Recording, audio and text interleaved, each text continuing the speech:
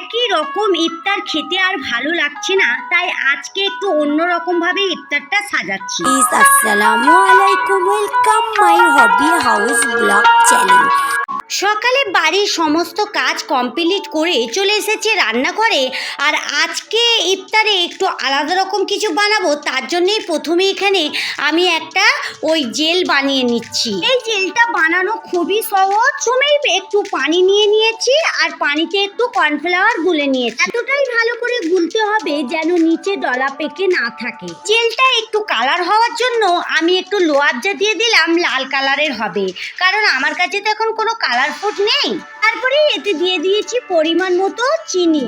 সবকিছু ভালো করে গুলে নিয়ে আমি বসিয়ে দিয়েছি চুলাতে, আর চুলার হিটটা লো টু মিডিয়ামে রাখতে হবে। এখানে একইভাবে নাড়তে থাকবো, আর নাড়া যদি বন্ধ করে দিই তাহলে এটা একসাথে দলা পেকে যাবে। তোমরা দেখতেই পাচ্ছ এটা নাড়তে নাড়তে একটা জেল হয়ে গেছে। আর আমি এই জেলটা গরম অবস্থাতেই এখানে একটা ট্রে নিয়ে নিয়েছি, ট্রেতে রেখে দেবো। গরমে ট্রেতে নাবাতে হবে, না হলে এটা বসে গিয়ে একদম শক্ত হয়ে যাবে। বেশি শক্ত হবে না, তবে অসুবিধা নেই। তবে এই ট্রেতে বসিয়ে এটা ছুরি দিয়ে সাইজ করে কাটলে দেখতে সুন্দর লাগবে। গরম অবস্থাতেই নাবাতে হবে, আর তাড়াহুড়ো করেই নাবাতে হবে, না হলে এটা ঠান্ডা যতটা হবে তত এটা কিন্তু বসতে থাকবে। আমি এখানে তেরেতে নামিয়ে দিচ্ছি, তোমরা যে কোনো বাসনে বা যে কোনো প্লেটে নাবাতে পারো। আর সঙ্গে সঙ্গে হাত দিয়ে এরকম সমান করে দিয়েছি। এটাকে একটু ঠান্ডা হতে দিলাম, তারপরে ওদিকে আমি একটু রান্না করে নেব, তারপরে এটাকে কাটবো সাইজ করি। এখন আমি রান্না করব, তার জন্য ওই কড়াটাই খুব ভালো করে ধুয়ে নিচ্ছি। এখন রান্না বসাবো। এটা ধুয়ে চুলাতে বসিয়ে দেব, আর একটু দিয়ে দেব সর্ষের তেল। সর্ষের তেলটা ততক্ষণ গরম হবে, তারপরে আমি এখানে একটু রান্না বসিয়ে দেব। আজকে তেমন কিছু করব না, এখানে একটু মাংস কুচু কুচু করে কেটে রেখেছি, একটু আলু কেটে রেখেছি, একটু পেঁয়াজ কেটে রেখেছি। এগুলোই আজকে একটু ভাজা ভাজা করব। প্রথমেই তেলটা গরম হওয়ার পর বেশ কিছুটা পেঁয়াজ কুচি দিয়ে দিলাম, তারপরে মাংসটা দিয়ে একটু ভালো করে কষিয়ে নিচ্ছি। তারপরে এতে একটু অল্প মশলা দেব, বাড়িতে থাকা মশলাগুলোই দিলে হবে। আর এগুলো দিয়ে আবারও একটু কষিয়ে নেব। পেঁয়াজ, মাংস ও মশলাগুলো খুব ভালো করে কষিয়ে নেওয়ার পর তারপরে এতে দিয়ে দেব কুচি করে রাখার আলুগুলো দিয়ে সবগুলো ভালো করে আস্তে আস্তে ভাজতে থাকবো, আর চাপা দিয়ে দেবো। ওদিকে মাংসটা আস্তে আস্তে ভাজা হোক, এদিকে মিক্সচারের জারে আমি কিছুটা মাংস ছোট ছোট করে কেটে রেখেছিলাম, ওগুলো ওই চপের জন্য কিমা করে নিলাম। আর এদিকে একবার করে মাংসটা ভাজতে দিচ্ছি, আর এদিকে ওই চপের মাংসটায় একটু মশলা মাখিয়ে দিচ্ছি। রমজান মাসে সকাল থেকে নিয়ে আমি রান্না বান্না সব প্রিপারেশন করেই রাখি, আর বিকেলের দিকে অল্প একটু হালকা পাতলা করলেই হয়ে যায়। এদিকে আলু মাংসটা ভাজা হচ্ছে, আর অন্যদিকে আরেকটা কড়া বসিয়ে আমি চপের মাংসটা একটু ভেজে নেব। প্রথমে তো মশলা মাখিয়ে নিয়েছি, তারপরে তেলের উপরে একটু মাংসটা দিয়ে দিলাম। দুদিকে দুটো রান্না হচ্ছে, একবার এটা নেড়ে দিচ্ছি, একবার ওটা নেড়ে দিচ্ছি। দিকে চলে এসেছি জেলটাকে নিয়ে। জেলটা ঠান্ডা হয়ে গেছে, এবারে ছুরি দিয়ে পিস পিস করে ছোট ছোট কেটে নেব। তারপরে এটা পুরে দেব ফ্রিজে। নর্মাল ফ্রিজেই রাখবো, ডিপ ফ্রিজে রাখার কোনো দরকার নেই। আর এটা একটু ঠান্ডা ঠান্ডা হলে খেতে বেশ ভালো লাগবে। আমি আমার পছন্দ মতনই ছোট ছোট করে কেটে নিচ্ছি। এটা সব কিছু দিয়েই খাওয়া যেতে পারে, এমনিও খাওয়া যেতে পারে। আর আমি আজকে যেটা বানাবো তাইতে দেব, দেখতেও যেমন সুন্দর লাগবে, খেতেও কিন্তু দুর্দান্ত হবে। একটা তোমাদের তুলে দেখাচ্ছি কিরকম হয়েছে। খুব নরম সফট হয়েছে, আর দেখতেও সুন্দর লাগছে। আর দেখো পিস পিসগুলো একদম এক সাইজের পিস হয়েছে। তোমাদের কিছুটা তুলেই দেখিয়ে দিচ্ছি। এই জেলটা আমি এই প্রথমেই করলাম, এই জেলটা ফালুদাতে দিলেও ভালো লাগবে। চলো এবারে ফ্রিজে রেখে দিই। দুপুরে সমস্ত কাজ করে একটু বিশ্রাম করে আসরে নামাজ পড়ে চলে এসেছি রান্নাঘরে। প্রথমে চুলাতে কড়া বসিয়ে দিয়েছি, আর ওইতে পরিমাণ মতো একটু দুধ দিয়ে দিয়েছি। আমি লিকুইড দুধ দিয়েছি, তোমরা চাইলে ঘরে গরুর দুধও দিতে পারো। একটু পরিমাণ মতো চিনি দিয়েছি, আর ওই দুধ থেকে দিয়ে একটু দুধ তুলে নিয়েছি। এখানে কাস্টার্ড পাউডার দিয়ে খুব ভালো করে এটাকে মিক্স করে নিলাম।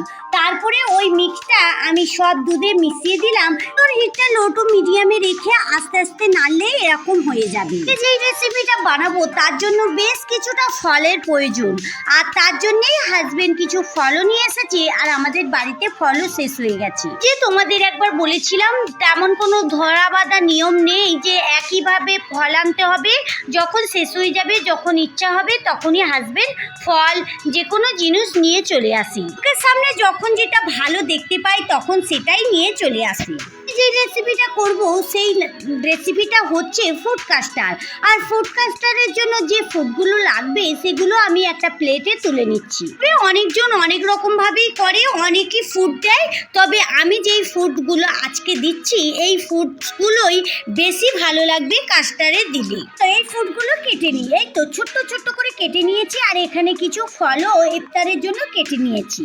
চপের জন্য যে মাংসটা করে রেখেছিলাম তাইতে একটু আলু দিয়ে ভাজা ভাজা করে নিয়েছি, আর এখানে একটু চপের জন্য একটু ওই চ্যাপটা চ্যাপটা করে গোল গোল করে নেব।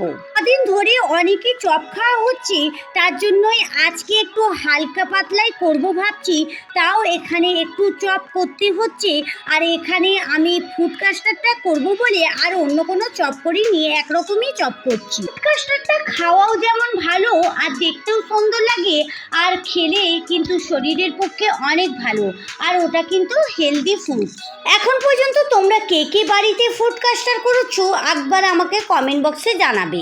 চলে এসেছি চপটা ভাজার জন্য, আর ওখানে আগে থাকতেই বেসনটা একটু ভিজিয়ে রেখেছিলাম, আর এখন হাত দিয়ে খুব ভালো করে ফাটিয়ে ব্যাটারটা তৈরি করে নিচ্ছি। বেশ একদম পারফেক্টভাবেই ব্যাটারটা তৈরি করব, তারপরে একটা একটা করে চপ ভেজে নেব। এতক্ষণ আমার ভিডিওটা দেখছো কিন্তু একটা লাইক দিতে ভুলে গিয়েছো, প্লিজ একটা লাইক দিয়ে ভিডিওটা কন্টিনিউ করতে থাকবে। আর যারা আজকে আমার ভিডিও প্রথম দেখছো আমার চ্যানেলটা সাবস্ক্রাইব করে সঙ্গে থাকতে পারো। যারা এই কাজটা করে রেখেছো তাদেরকে অসংখ্য ধন্যবাদ। আর তোমাদের যদি ভিডিওর বিষয়ে কোনো মতামত থাকে তাহলে কমেন্ট বক্সে জানাতে একদম ভুলবে না। হাতে সময় খুবই কম, আমি একে একেই সব চপগুলো ভেজেও নিচ্ছি। এখনো ফুড কাস্টার্ডটা মিক্স করতে বাকি আছে, আর আমি এদিকে চপটা ভেজেই তারপরে মিক্স করব। চলো এখানে চপটা ভেজে নিই। এখানে চলে এসেছি ফুড কাস্টার্ডটা মিক্স করার জন্য। আমি যে কাস্টার্ডটা আর দুধের সাথে মিক্স করে রেখেছিলাম ওটা ঠান্ডা হয়ে গেছে, আর যে জেলটা করেছিলাম জেলটা দিয়ে দিলাম, আর যত রকমের ফুড ছোট ছোট করে কেটে রেখেছিলাম।